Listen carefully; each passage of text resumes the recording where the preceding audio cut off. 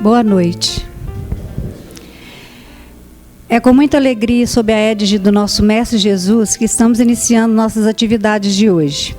Sejam bem-vindos ao Núcleo Espírita Nosso Lar para mais uma noite de estudo. Nossas palestras são inspiradas no livro Vinha de Luz, e o assunto de hoje é relativo ao capítulo 173, cujo título é Pão Divino, e que está em João, capítulo 6, versículo 32. Nossas palestras estão disponibilizadas no nosso canal do YouTube Núcleo Espírita Nosso Lar. Inscreva-se e ative o sininho para ser notificado de novas postagens. E para falar sobre o tema, o Pão Divino, é com renovada alegria que convidamos agora o nosso amigo Matheus Moraes, que é palestrante espírita e presidente do Conselho de Administração do Núcleo Espírita Nosso Lar. Seja bem-vindo, Matheus. Boa noite a todos. Espero que estejam todos bem. É uma alegria imensa estar aqui novamente, com tantos rostos queridos, tantos amigos aqui conosco. A gente fica muito feliz e muito satisfeito com que vocês dispuseram um tempo de estar aqui, né, para a gente poder trocar essa conversa, para a gente poder estar aprendendo junto.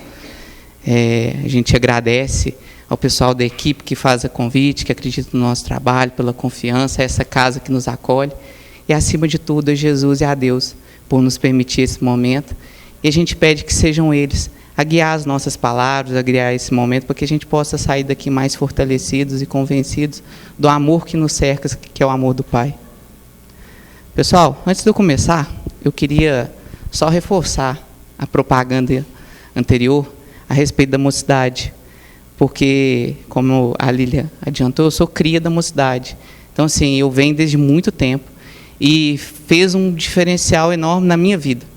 A doutrina em si e o movimento também.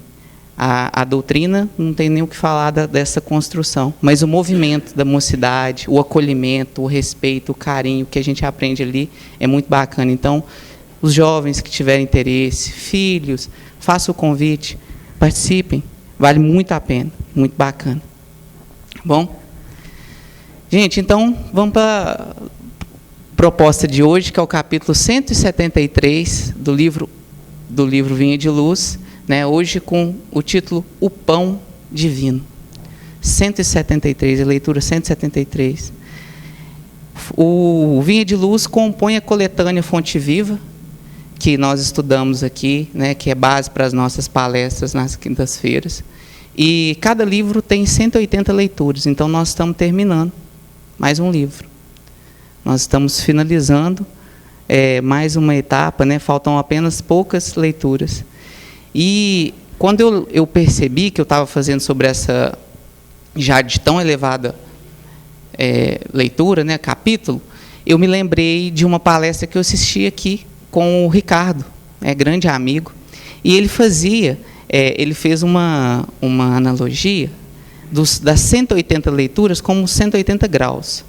Numa questão de angulatura mesmo, né? No caso, assim, um ângulo de 180 graus, e aí, se eu for pensar de referencial, é como se eu fosse virar de costas para vocês, né? Se eu virasse aqui, faria um ângulo de 180 graus, certo? E aí ele falando nessa perspectiva da doutrina como nossa orientadora. A doutrina vem a nos criar, vem a descortinar para nós véus, nos dando, né, um novo rumo, um novo caminho a ser seguido, então, realmente, nos apresentando, talvez, uma nova rota. Que a gente saia do caminho comum que muitas vezes a gente vive, às vezes da pressa, da agitação, da ignorância, do sentido do não conhecimento mesmo, para um esclarecimento. Para alguns de nós, vai ser quase um 180, que a gente está precisando apontar para Jesus. Para outros, apenas alguns movimentos pequenos, porque já está mais próximo, mas isso é individual. Mas essa perspectiva é muito interessante. E aí, lendo o texto de Emmanuel, eu vi a perceber o tanto que a gente ainda é rebelde, o tanto que a gente ainda gosta de brigar com coisas que a gente já percebe, a gente já tem como certo, mas a nossa preguiça, a nossa arrogância de querer estar sempre certo o tempo todo, o nosso orgulho, né?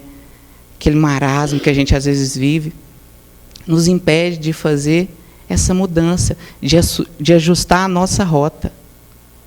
e mais do que às vezes ajustar, viver ela. Afinal, nós estamos buscando o Espiritismo como o nosso roteiro e o Mestre ali a sendo o farol a nos guiar. Jesus sendo o nosso realmente porto seguro, mas que nós precisamos alcançar através das nossas ações. E aí, o Emmanuel vai intitular o pão divino.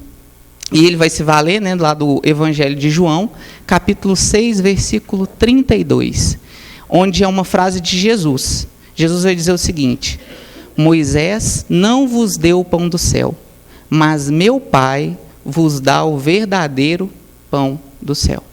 E para que a gente possa se conceituar mais, entender esse contexto em que essa fala de Jesus se dá, a gente vai recorrer ao Evangelho.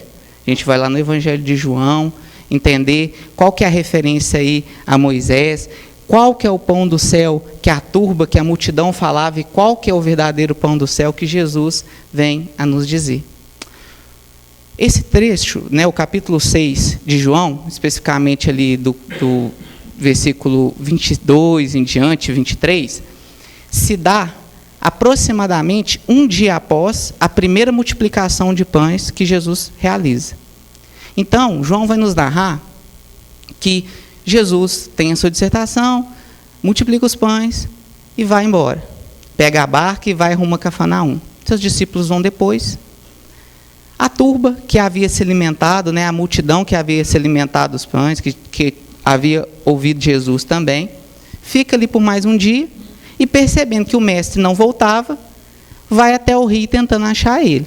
Chegam no Tiberíades, veem que Jesus não estava ali, vendo que não tinha barcos, percebe que Jesus não havia de voltar. Então chegam outros barcos, eles rumam também para Cafarnaum. E lá eles encontram Jesus.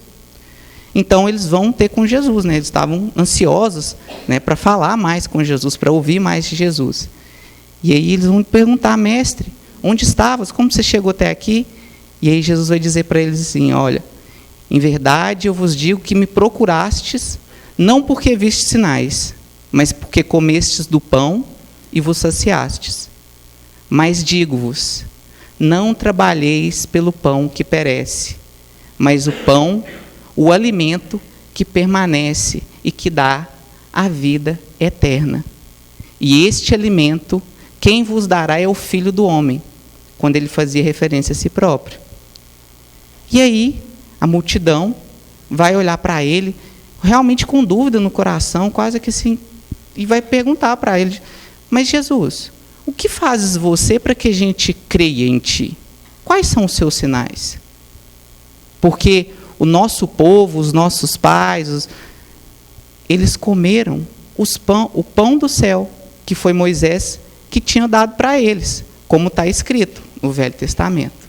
E aqui agora, a gente vai voltar no Velho Testamento para entender esse pão do céu, em que eles fazem a referência, em que eles dizem que é o pão do céu que Moisés tinha dado para eles. Moisés liberta o seu povo, né, o povo de Israel, as tribos de Israel do Egito. Lá eles viviam escravizados. E durante a peregrinação no deserto, em busca da terra prometida, eles começam a padecer muito sofrimento. E a fome é um deles.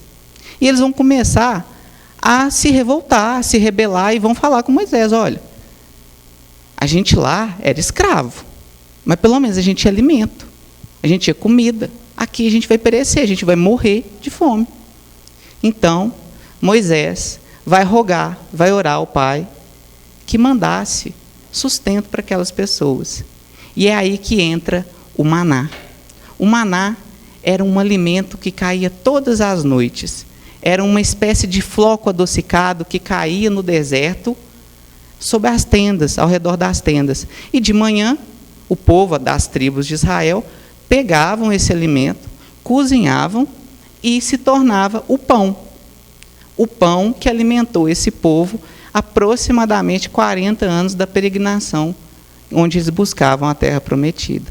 Então, quando a turba, a multidão, falava para Jesus que o pão do céu que Moisés lhe ofereceu era este pão, o pão que saciava o corpo.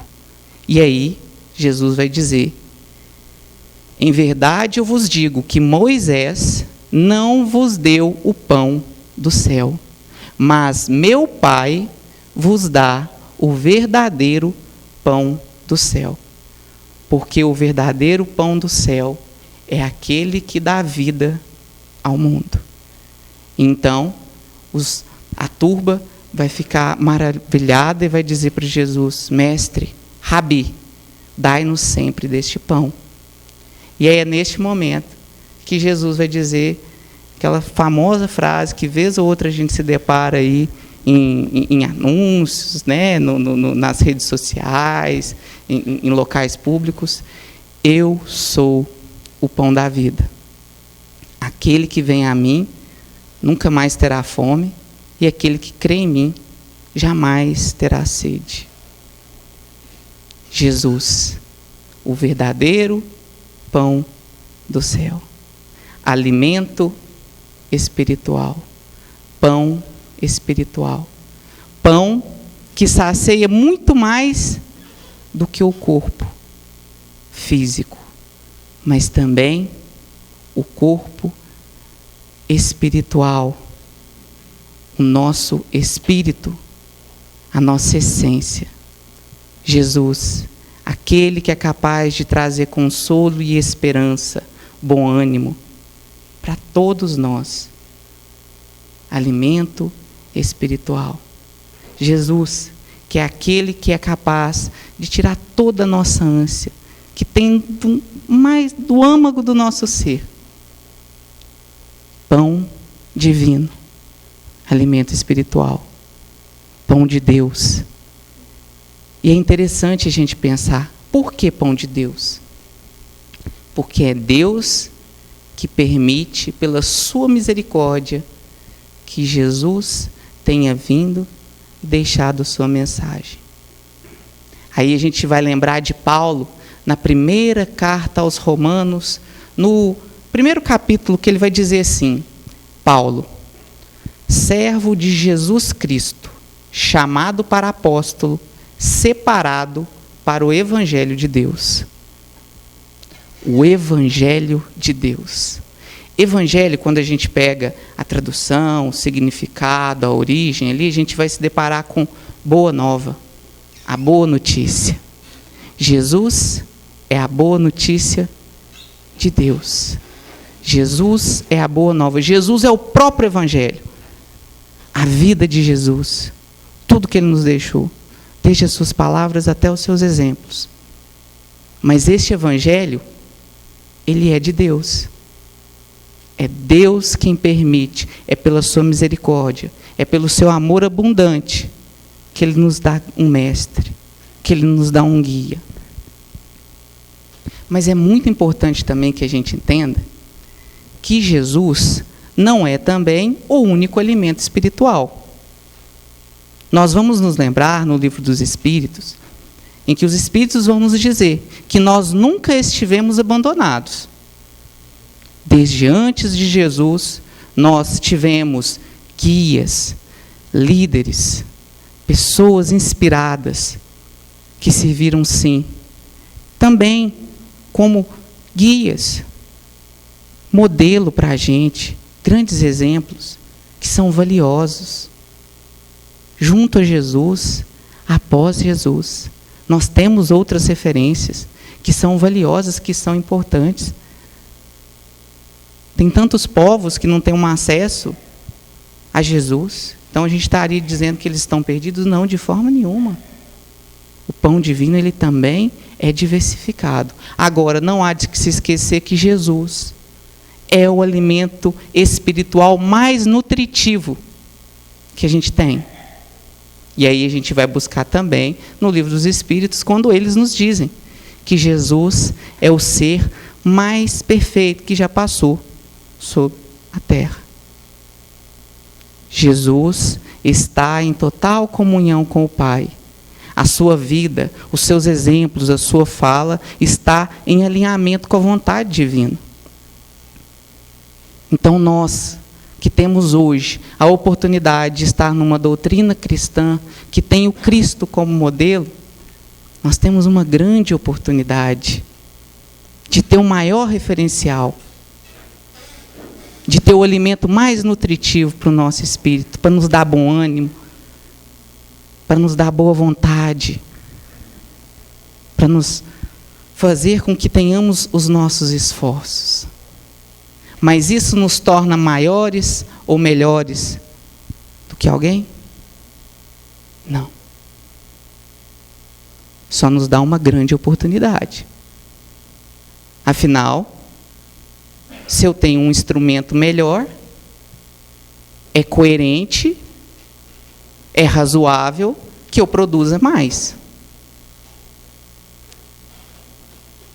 Se alguém tem que cavacar um buraco com a mão e alguém tem uma enxada, é coerente que esse que tem a enxada produza mais. Então nós temos uma grande oportunidade, aliado agora também ao Espiritismo, essa doutrina que tanto nos consola e nos direciona. Mas junto com esta oportunidade, vem também os nossos deveres. Afinal, se eu tenho um pouco mais, é natural que eu também tenha que ir um pouco além, que eu seja um pouco melhor. Mas você acabou de falar que eu não preciso ser melhor do que ninguém. De fato, a referência nossa nunca é outro. É só nós mesmos. A referência é com a gente.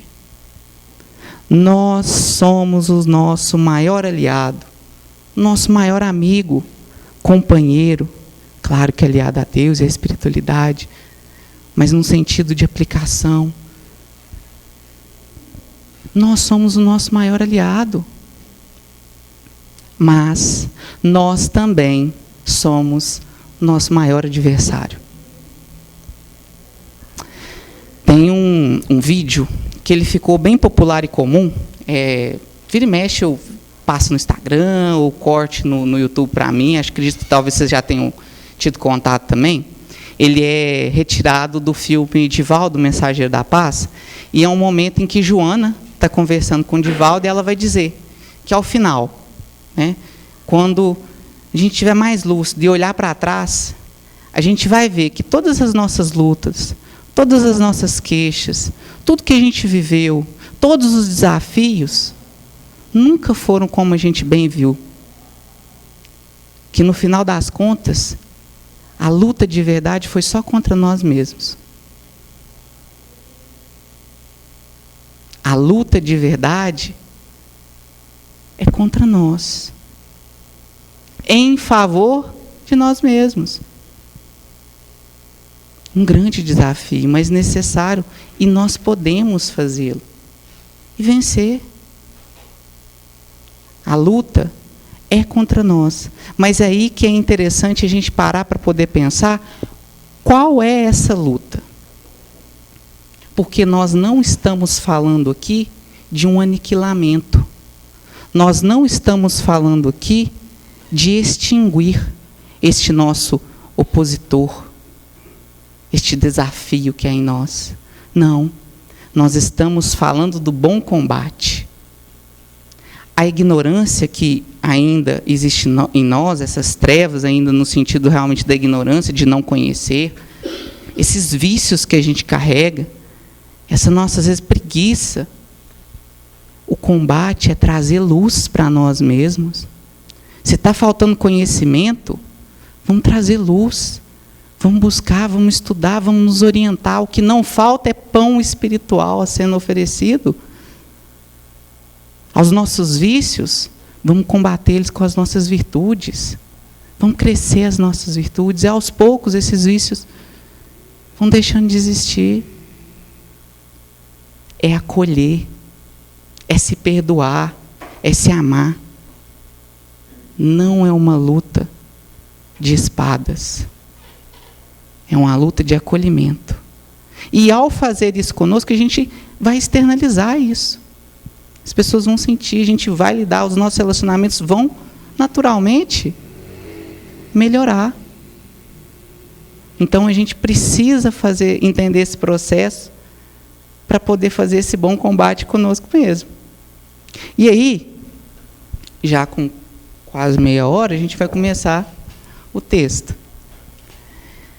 Emmanuel ele vai, a partir, né, do versículo, dizer para a gente assim: toda regimentação religiosa na Terra não tem escopo maior do que a de preparar as almas ante a grandeza da vida espiritual.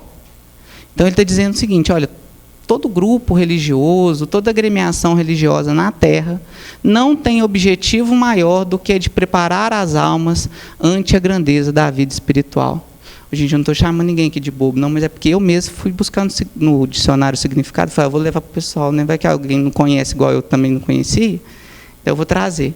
Mas, então, o que o Emmanuel está falando aqui para a gente? Quando a gente pega a palavra religião e vai buscar no dicionário, vai buscar o significado, a origem, a gente se depara com um termo que é religare, que vem do verbo religar, que é realmente de fazer aí no caso, no contexto da religião, é de fazer o movimento de ligar mesmo criatura, criador.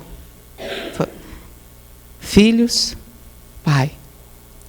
Então, as religiões vêm ao longo dos milênios, algumas ao longo dos séculos, se aprimorando, se aperfeiçoando, se amadurecendo, mas sempre com o objetivo, claro, né, a gente está falando das religiões que buscam esse propósito, de trazer esse ligamento com o Pai, de nos religar com o Pai.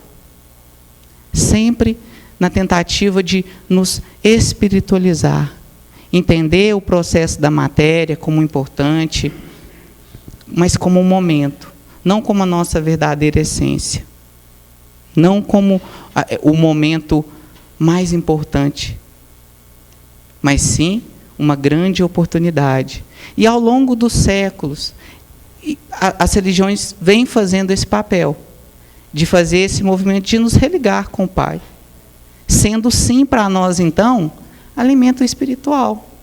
É claro que nós vamos amadurecendo, é claro que junto com isso, o movimento religioso também vai amadurecendo, mas desde as épocas passadas, nós temos este pão espiritual, esse alimento espiritual, que tem nos ajudado e nos conduzido, e tem sido para nós, né, um alimento muito salutar, até fazendo uma referência, né, à parábola do filho pródigo, na nossa caminhada de volta para o nosso lar, para o seio do nosso Pai. Só que Emmanuel, ele vai chamar a nossa atenção, ele vai falar o seguinte: olha, templos de pedra arruinam-se, princípios dogmáticos desaparecem, cultos externos modificam-se, revelações ampliam-se, sacerdotes passam. E aqui, Emmanuel vai nos chamar a atenção, até mesmo para que a gente não fique numa frustração e talvez abandone algo que tem um movimento muito salutar, muito saudável para nós, pelo movimento. Porque uma coisa é a religião em si, e outra coisa é o movimento religioso. E aí, Emmanuel está generalizando aqui, mas eu trago para o Espiritismo, para que a gente possa, né, falar sobre nós, mas que abrange as religiões em si. Por quê? Novamente, vamos falar aqui da doutrina. A doutrina espírita em si, ela é perfeita.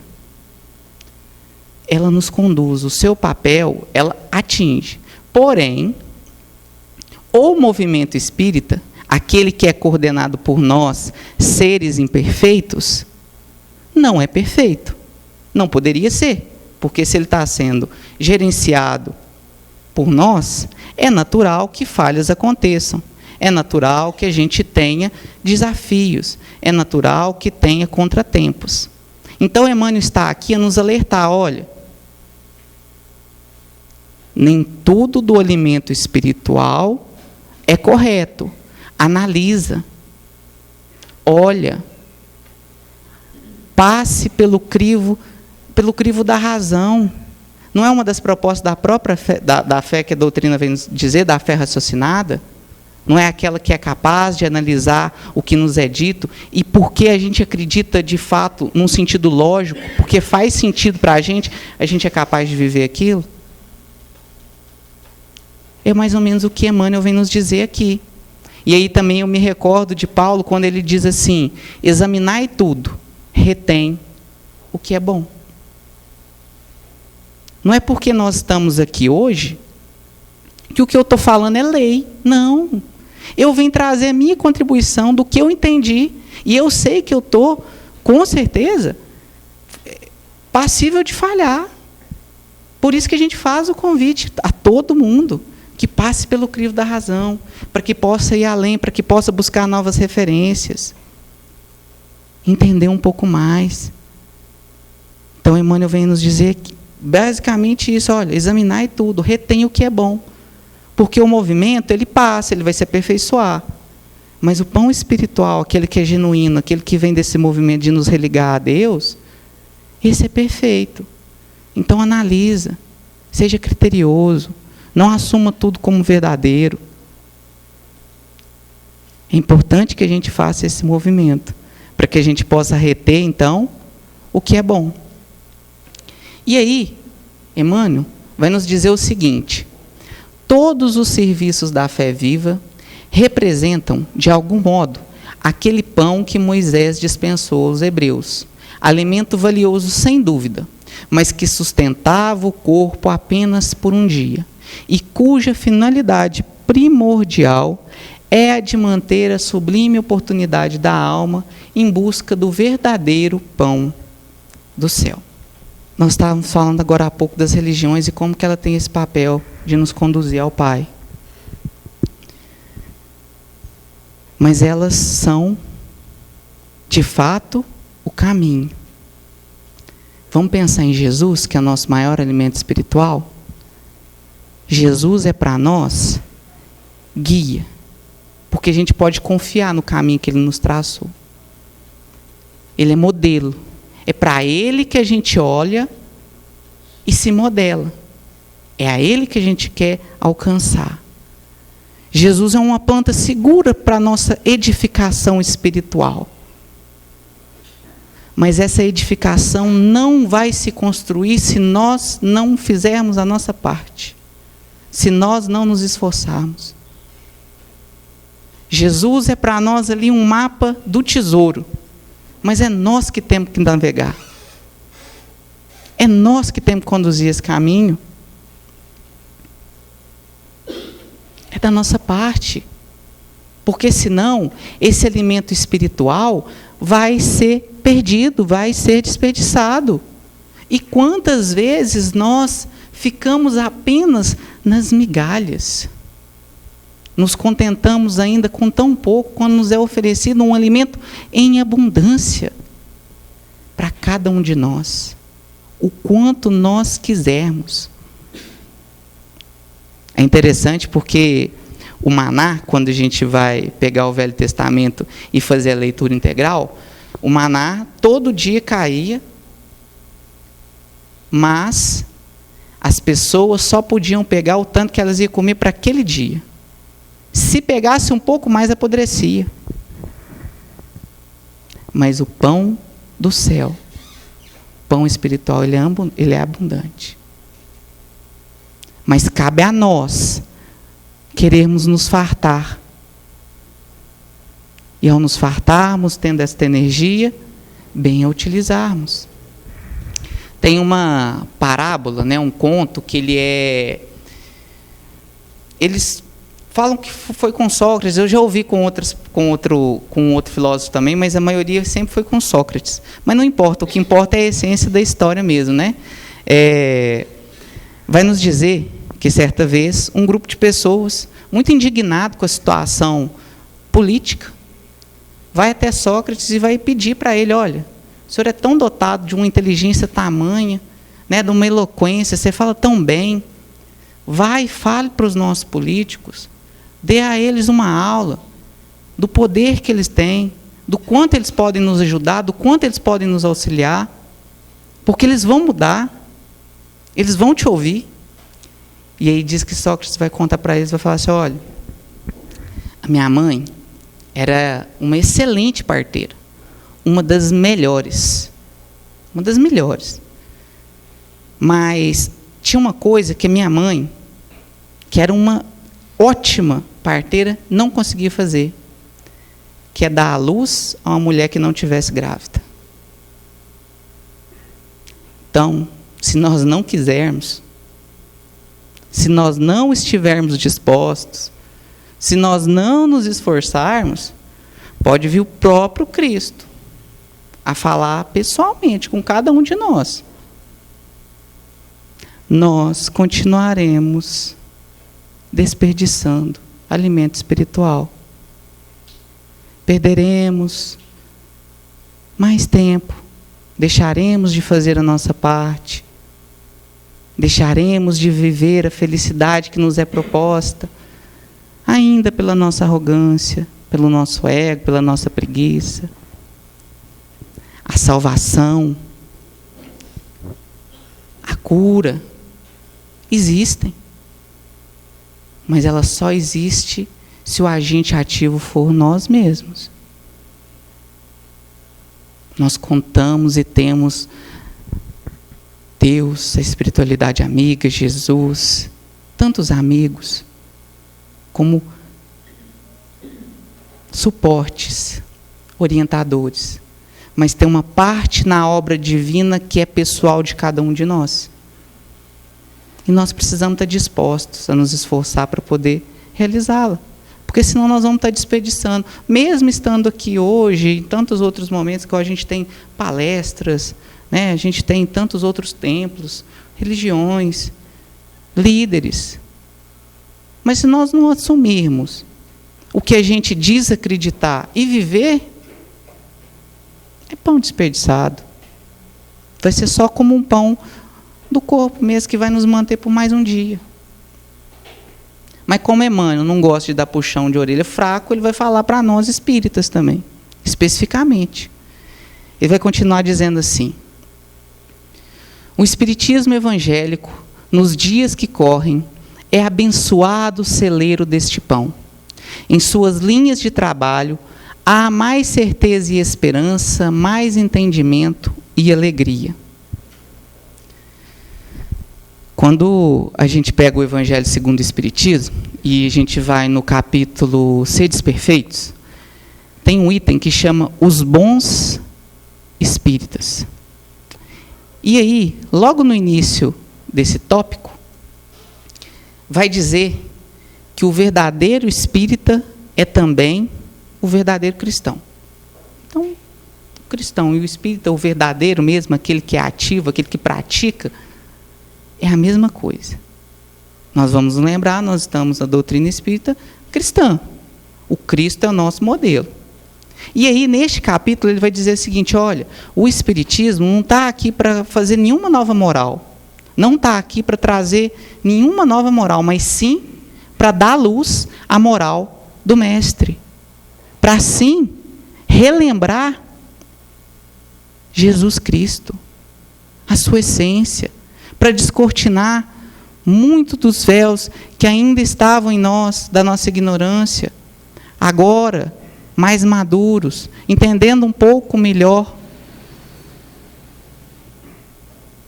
Olha que oportunidade gigantesca que nós temos, de além de ter o Cristo como referência, ter a doutrina como uma ferramenta, um instrumento adicional a nos orientar, a trazer luz, para que a gente possa fazer a nossa missão, para que a gente possa se encontrar. Essa missão que é de cada um de nós, é individual, cada um vai descobrir a sua, fazer essa proposta do autodescobrimento, mas que é vivida por cada um de nós. Por cada um de nós. Emmanuel vai dizer o seguinte: esteja, porém, cada companheiro convencido de que o esforço pessoal no pão divino para a renovação, purificação e engrandecimento da alma há de ser culto dominante no aprendiz, ou prosseguiremos nas mesmas obscuridades mentais e emocionais de ontem. Nós queremos nos saciar, nós queremos nos fartar, e ao nos fartar, e ao viver isso, atingir a felicidade, a paz, a plenitude, ou nós desejamos ainda ficar e viver nas migalhas? Porque ainda são escolhas nossas. esse processo de renovação, purificação e engrandecimento exige esforço, exige bom ânimo, exige boa vontade.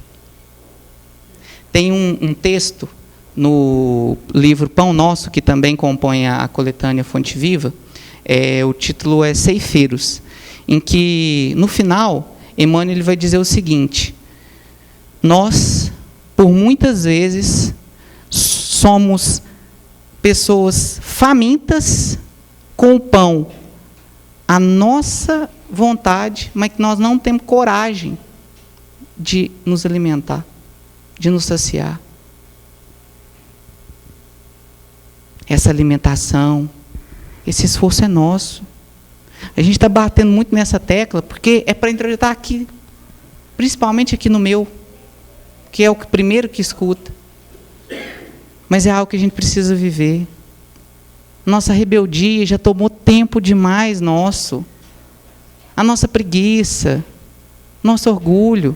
Quantas encarnações nós não estamos deixando passar? Quanto tempo que a gente não está podendo estar atingindo novos degraus da nossa evolução? Quanta felicidade nos espera? Que a gente possa ter esse pensamento para ter bom ânimo, boa vontade.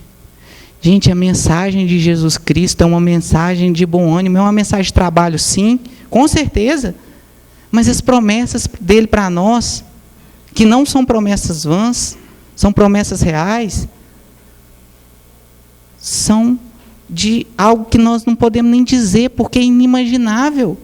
Mas se nós hoje sentimos alguma felicidade, mínima que às vezes a gente ainda consiga sentir, e é desejoso que ela seja permanente, imagina dos mundos que a gente lê em tantas obras. Imagina estar em comunhão com o Pai. Imagina a paz de um espírito que já consegue se alinhar com Deus. Essa é a proposta para nós. Mas essa proposta precisa do nosso esforço e do nosso trabalho.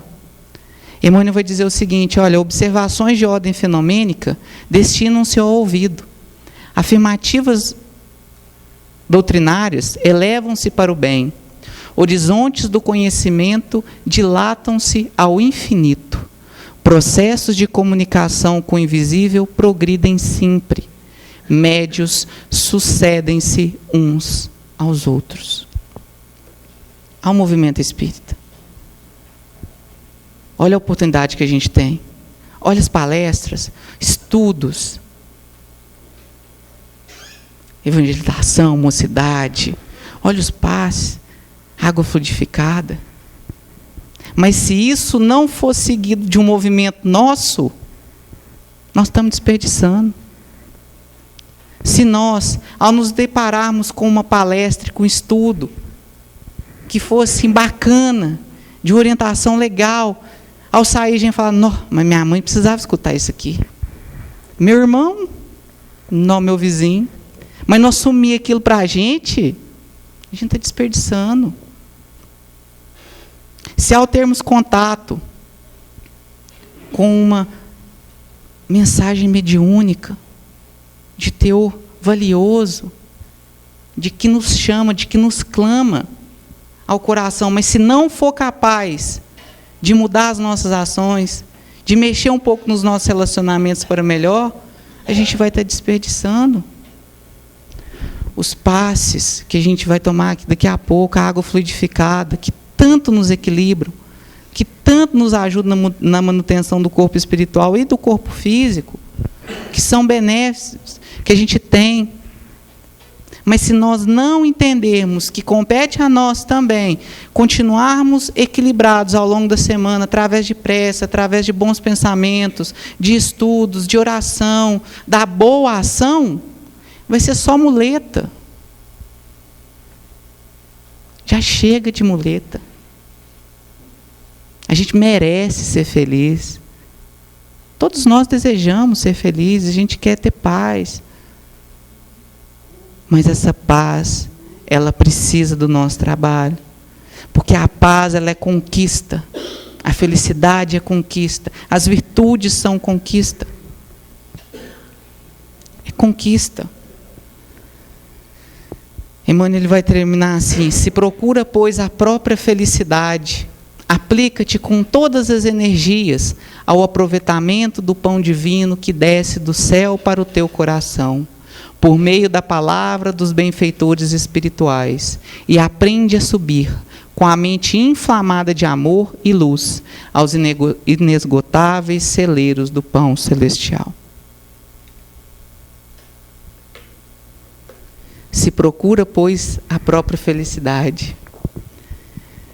Os Espíritos vão nos dizer que a felicidade vem da assimilação do entendimento das leis divinas e do cumprimento delas na nossa vida. Quase nos dizer, olha, a felicidade está em viver a vontade do Pai. Qual que é o nosso maior referencial? Jesus. Jesus, o mesmo que disse para nós: eu sou o pão da vida. Aquele que vem a mim nunca mais terá fome, e aquele que crê em mim nunca mais terá sede. É o mesmo que nos diz: o meu alimento é fazer a vontade do meu Pai. Então, se Ele